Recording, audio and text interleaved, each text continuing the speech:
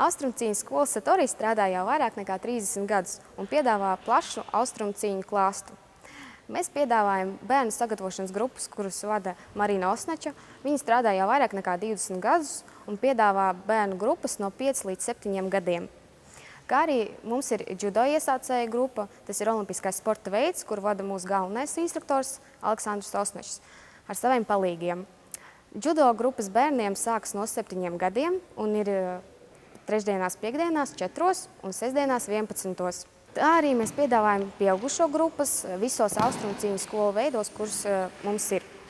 Tie ir judo, aikido, džudžitsu, karate. Karate nodarbības skolā vada karate šotokanu instruktors Oļegs Ivaničevs.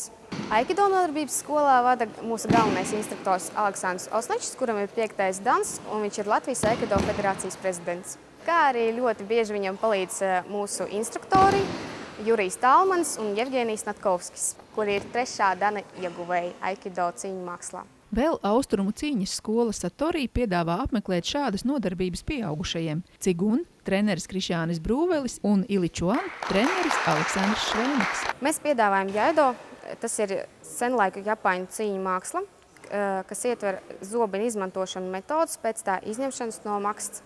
Kā arī niteničiru, tā ir senlaiku 2 zobeņu māksla, kuras pamatlicējs ir Miyamoto Musashi.